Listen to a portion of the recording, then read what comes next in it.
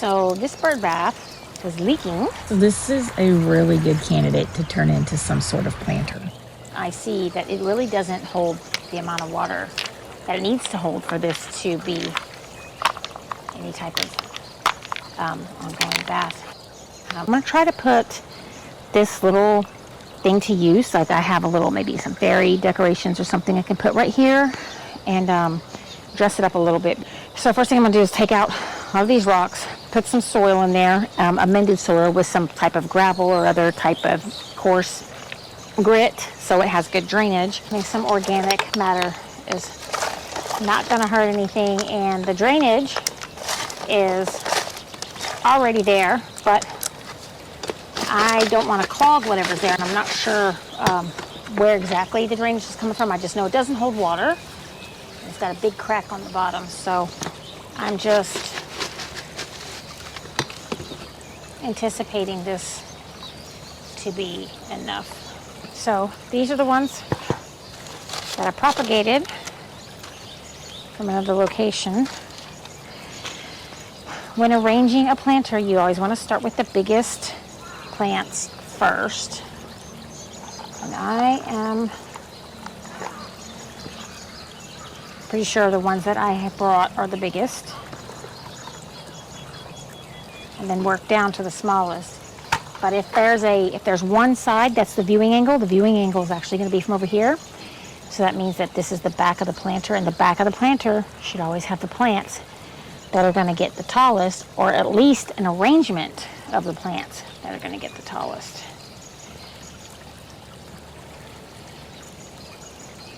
So these pencil cactuses are definitely capable of getting really tall, but it's easy to control and prune. But I think it'll look good mixed in with this other plant. You know, and when I bought this plant, it was a variegated variety, and I guess it reverted because there's no more variegation.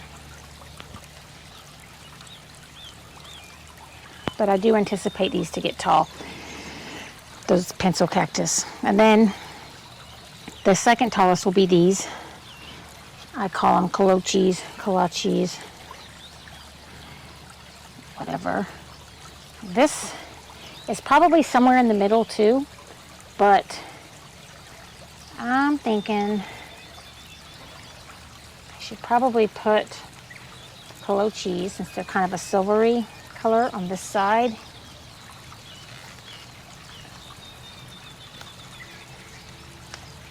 And then put this cactus right here.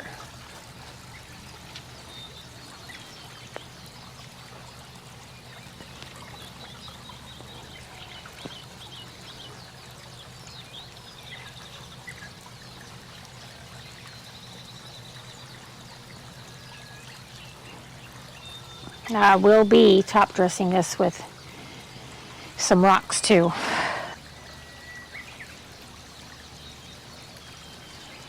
I think I can separate these two, get a few plants out of it.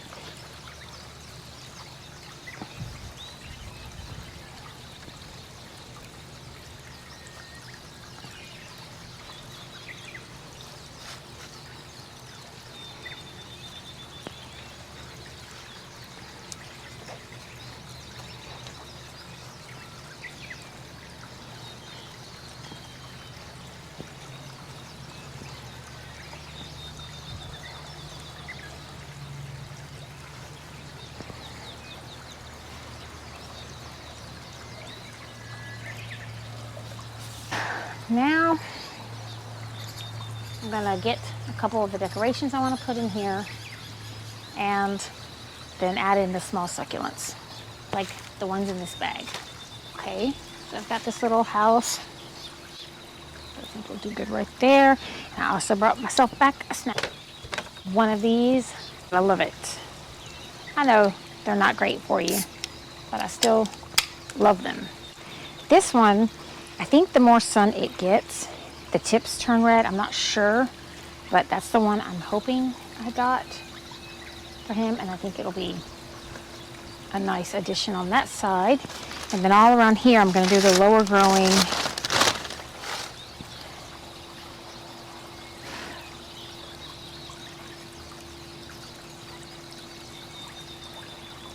these. This one can go, I'll put the kolaches a little closer together.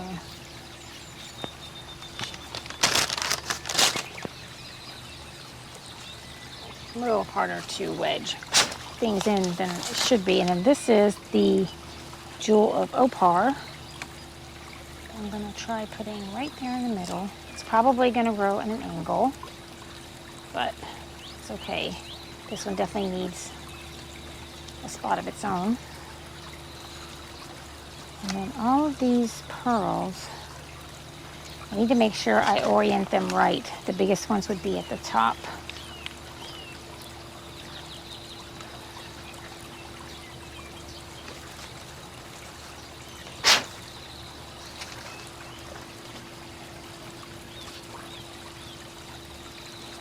Okay, there's those, and then he had some of the banana type succulents.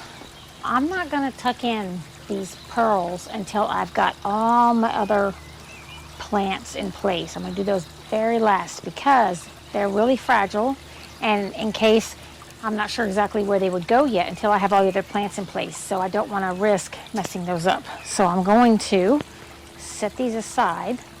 And I know I've got them all in the right orientation. I'm just going to set them aside somewhere down here until I'm ready to tuck them in somewhere, because again, if I have to take them out and move them a lot because they're not in the right location, then I risk messing them up. So I'm just going to leave those aside to be cleaned out as well. So as I do that, I'm going to shift around. Oh, hey, little frog. I didn't mean to scare you. Look at this little guy. Look at how cute he is. He's adorable. But I'm gonna just move him over here. He still has his place. This pot is just really overgrown and they're all curving, fighting for sunlight. So this clean out right here, this pot will recover just fine. And it leaves less places for debris to build up, which is always a good thing when it comes to succulents because they need a lot of airflow. So this helps keep all that airflow maximized. Let's see what else he's got over here. A few of these in there. Gotta have some of these. So I don't need these long stems.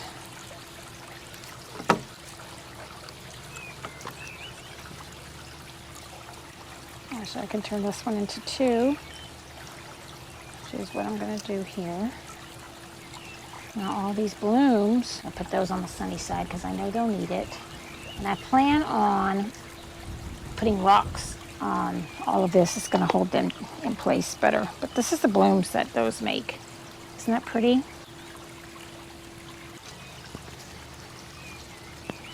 I may have to move this guy back.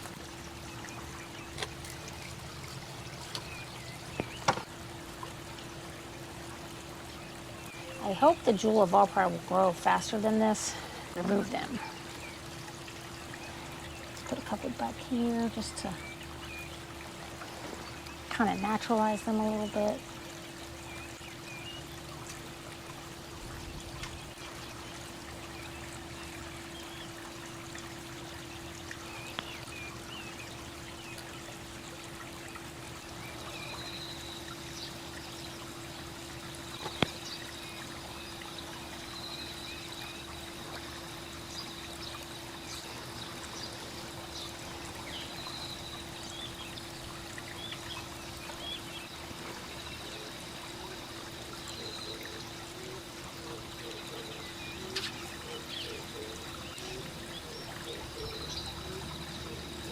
This is the banana plant he had.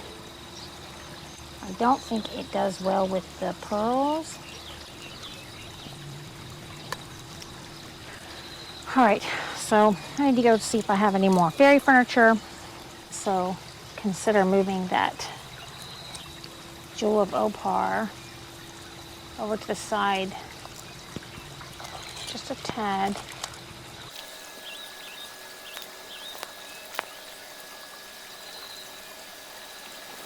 So I found some more furnishings that I can nest in here since these bricks don't come out. I need to find a way to anchor this bench and this mushroom without making it permanently adhered to that brick, so it can't get blown away or knocked off or fallen in the dirt and then grown over by plants. So it's easy to pick up and move things around without losing it. So I need to find a really thin, flat piece of broken flagstone, and if I can't find one, I'll have to make one. There's a little pot that I found on the other side of the yard. Before I put these in, I'm gonna see if this other pot can nestle. So this is the pot that I found on the other side of the yard, and what's cool is it's already broken.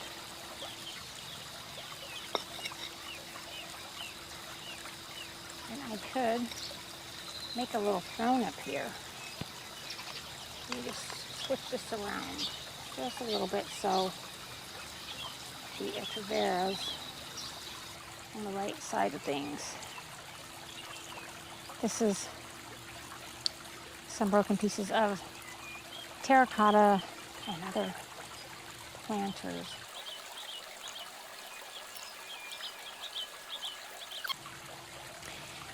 Now I need to find a smallish stone to fill this in. It's not pea gravel, but it's a step above pea gravel. But I think it's a small enough scale to use all around here.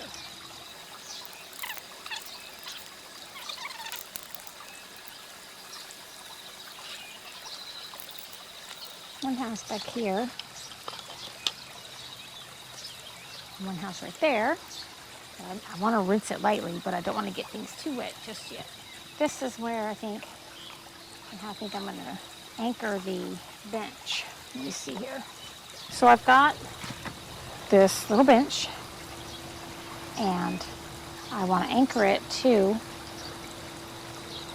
a rock so it can't get grown over as easily as it would if it's not anchored. And then I also want to anchor this little mushroom next to it, because the plants will grow up all around everything, and it's really easy for them to get lost when you go to clean it out and there's plants growing between the bench could just fling out and get broken. But when it's attached to something, it's easy to just scoop up the whole thing when it's all together. So I'm gonna see, I think I might have some epoxy where I can just epoxy these down to this little piece of flagstone. Hopefully this one is still good. This is what I use for a lot of garden tasks. It's a 5-minute set clear weld, 2-part epoxy. You know, it does expire after maybe a year or so. If you don't use it, it'll get hard, really hard to use. It just needs to be able to touch the rock, because if it sticks to the dirt, it's not going to hold. So we got to just have a couple clean spots. The other thing that I do whenever I use epoxy is I cover any part that squeezes out with dirt. I don't care if it gets in extra places. It's not that big of a deal, but it is a bit runny because it's warm weather, but it's okay. Not a big deal. Like I said, this is not an heirloom. So I'm just going to set it there. The mushroom, I'm just going to dip it, scoop out. Now, before that epoxy dries, I'm going to sprinkle some dirt on it. Okay, so here's some dirt that I've pinched. I'm just going to sprinkle it. And it doesn't have to be perfect. What it does is just makes it look more natural. Where it meets, you don't see that shiny part. And it might take a little longer than 5 minutes to dry because it's so warm. If you don't know what dirt to use, you can just use sand to do the same thing. Just take some of the shine off, just sprinkling something on it, but you can use sand. And I'm just gonna let it dry in the space that I want it. I'm gonna put a little fan on it. I'm gonna just dry it for like a minute.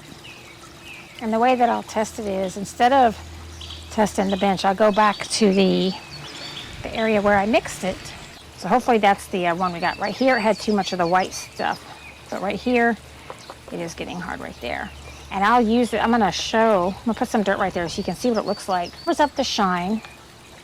You know, it's the exact opposite of what you would want to do if you were epoxying something, you know, like an heirloom or a cookie jar or something in your home. You would never want to get dirt on it when it's drying. But when you're doing something for outdoors, I always like to use sand or just soil to camouflage the epoxy, because the texture of epoxy is shiny and smooth. So right before it dries, you just sprinkle some soil on it.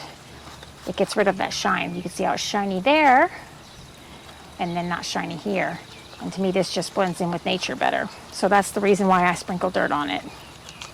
And you could use like crushed gravel, you could use all kinds of stuff, or crushed granite, but this is getting pretty firm too, so I'm hoping this is how the one where the bench is also feeling the firm, the ones right here. There's a few spots that I missed, but yeah, it feels like it's tacked. When I move the bench, the whole rock moves, so that's good. So now I think I'm ready to put the string of pearls in. These were the ones I set aside from the beginning because I wanted to make sure they didn't get messed up. And I just want to make sure the majority of this, the weight of it, the majority of the weight is in the pot, and then it will grow over the sides once this part's rooted. I don't want to try to dangle too much of it to start. It's important to make sure the weight of each strand is mostly in the soil. Feel free to leave any suggestions or questions in the comment section below, and I hope you'll join me again next time on Garden Beauty.